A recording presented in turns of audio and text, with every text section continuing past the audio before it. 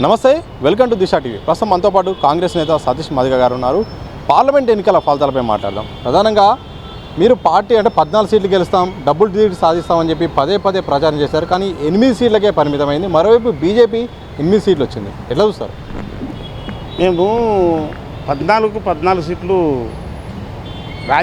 రాజకీయంగా అన్ని రాజకీయ పార్టీలు పర్ఫెక్ట్గా ఎలక్షన్స్ కొట్లాడంటే ఖచ్చితంగా మాకు వచ్చేటివి. కానీ నిన్న జరిగిన పార్లమెంట్ ఎన్నికలలో బీఆర్ఎస్ బీజేపీ ఒకటే ఎలక్షన్ పోయింది. అంటే భారతీయ జనతా పార్టీ మరియు టీఆర్ఎస్ పార్టీ రెండు కూడా కలిసి ఒకే దానికి ఎలక్షన్ చేసారు. అంటే కాంగ్రెస్ వర్సెస్ బీఆర్ఎస్ బీజేపీ అయింది. అంటే ఇప్పుడు ఈరోజు బీజేపీకి 8 మంది ఎంపీలు గెలిచారంటే దానికి ప్రధానమైన కారణం బీఆర్ఎస్ వాళ్లకు పోయినసారి పార్లమెంట్లో ఎన్ని ఓట్లు వచ్చినాయి అంటే 2019 ఎలక్షన్ సమయంలో బీఆర్ఎస్కు ఎన్ని ఓట్లు వచ్చినాయి, ఈ పార్లమెంట్ ఎన్నికలలో ఎన్ని ఓట్లు వచ్చినాయో మనం ఒకసారి పరిశీలిస్తే తేటతెల్లం అవుతుంది. ఓటలుగా మేము ఓడిపోతున్నాము. ఇంకోటి కవిత గారి ప్రధానంగా కేసీఆర్ కుటుంబం కొద్ది ఇబ్బందులలో ఉంది. ఈ మన కవితమ్మ గారు జైల్లో ఉన్నారు. ఆమెకి బెయిల్ తీసుకోవాలి, ఆమెను బయటికి తీసుకురావాలని ఒక తాపత్రయంలోనే పార్లమెంట్ ఎన్నికలను పూర్తిగా టీఆర్ఎస్ నీళ్ళు వదిలేసి బీజేపీకి సపోర్ట్ చేసింది. ఎమ్మెల్సీ కవిత బెయిల్ కోసమే బీఆర్ఎస్ కాంప్రమైజ్ అయిందా బీజేపీతో? Yes, exactly. ఎందుకొరకు ఈ మాట చెప్తున్నామంటే వాళ్ళు అసలు సీరియస్ ఎలక్షన్ కొట్టాలి. ఏదో ఒక ఎంపీ మెదకేదో గెలుస్తారని చెప్పేసి అని వాళ్ళే ప్రచారం చేసుకుని, ఇంకోటి కేటీఆర్ అయితే 9 నుంచి 12 సీట్లు గెలుస్తామని అన్నారు.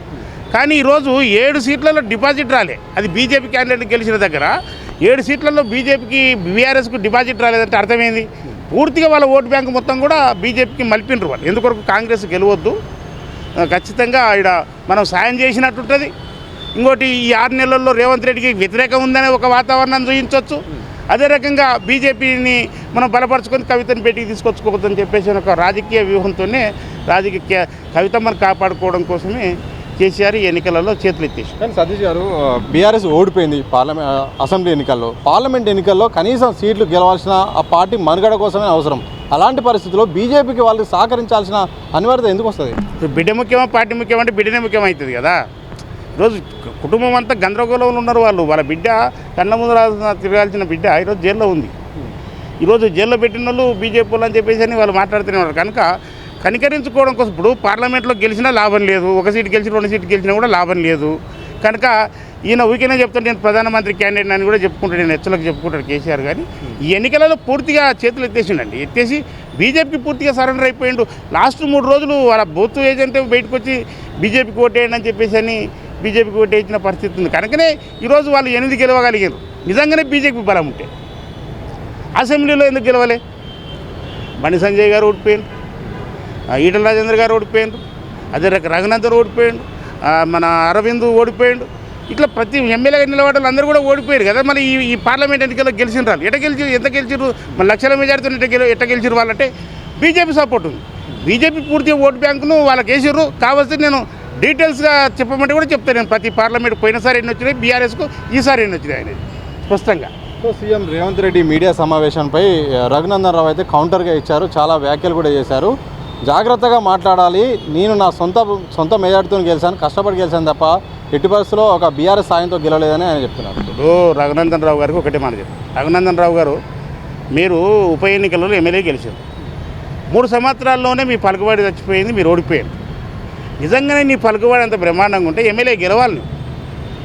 నేను ఎమ్మెల్యేగా ఎందుకు ఓడిపోయాను?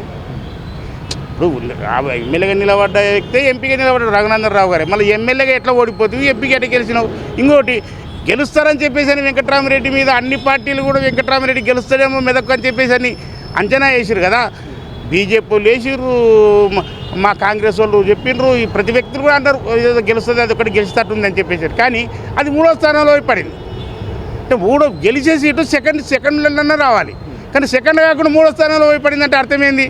పూర్తిగా టీఆర్ఎస్ ఓటు బ్యాక్ ఇంక మళ్ళీంది. ఇంకోటి కులపరంగా కూడా నువ్వు ఆ రోజు 3 సంవత్సరాల క్రితం నీ ఎమ్మెల్యే గెలిచిందని కూడా కులం తిక్కు నుంచి, ఎందుకంటే ఆ రోజు రెడ్డిని రావాడు కాంగ్రెస్ నుంచి, ఆయనను ఓడించడానికే నేను గెలిపించుకున్నారు. ఈరోజు అరే మా వాడు ఈ రెడ్డి పోతే ఉంటే మనకెందుకు, మా వాడు ఎమ్మెల్యే అవుతాడు ఎంపీ అవుతాడు కదా అని చెప్పేసి అని సామాజిక వర్గం కూడా ఆలోచన చేస్తుంది గెలవాలి. సో ఓవరాల్గా ఫలితాలు కనుక చూస్తే 8-8-0-1 ఎంఐఎంకి అయితే ఒకటి ఇచ్చారు. సరే మీ సపోర్ట్ ఉందో లేదో పక్క పెడితే ఈ ఓవరాల్గా ఫలితాల ప్రభావం భవిష్యత్తులో ఎలా ఉండబోతుంది? ఖచ్చితంగా అండి, ఖచ్చితంగా ఈరోజు భారతీయ జనతా పార్టీ సెంట్రల్లో ఫెయిల్ అయింది. ఇక్కడ 8 రావచ్చు, కానీ వాస్తవానికి వాళ్ళు 400 నినాదం తీసుకున్నారు. 400 ఇవ్వండి మాకు అని చెప్పేసి అని వాళ్ళు ప్రచారమే అది పెట్టుకుంటుంది. కానీ ఏమైందంటే 240 కాడ ఆపిరాలు. అంటే నరేంద్ర మోడీ కూడా ఫెయిల్ అయిపోయాడు. నరేంద్ర మోడీ గారు ఎందుకు ఫెయిల్ అయ్యారో నరేంద్ర మోడీ గారిని ఎమరేసుకోవాలి. ఈరోజు నిజానికి 400 కానీ వాళ్ళు అనుకున్న అటు వస్తే దేశం ఏమైపోయినో రాజ్యాంగానికి రక్షణ ఉంటుండేనో వస్తుందో తెలియదు. కనుక ఈరోజు మేము ఈ ఎలక్షన్స్ని ఒకటే గుర్తిస్తాం, దేశవ్యాప్తంగా కాంగ్రెస్ పార్టీ చాలా పుంజుకున్నది. ఇంకోటి నేను ఒకటే భావిస్తున్నాను, ఆంధ్ర ప్రాంతానికి సంబంధించుకున్న చంద్రబాబు నాయుడు గారు, అదే రకంగా పవన్ కళ్యాణ్ గారు, నితీష్ కుమార్ గారు, వీళ్ళిద్దరు కూడా ఇప్పుడు ఒక రాష్ట్రం ఏమో అవసరాల కోసం పొత్తులో ఉంది, రాష్ట్ర రాజధాని చేసుకోవాలి, ప్రత్యేక హోదా కావాలనే లెక్కలో ఉన్నారు వాళ్ళు. రేపు బీజేపీ ప్రత్యేక హోదాకి వ్యతిరేకం. మరి చంద్రబాబు నాయుడు ఎంత దూరం ప్రయాణం చేస్తాడో కూడా తెలియని పరిస్థితి.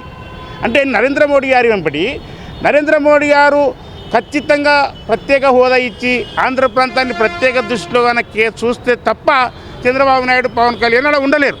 కనుక ఇది 2-3 నెలలే ఉంటుంది ఈ సినిమా కూడా.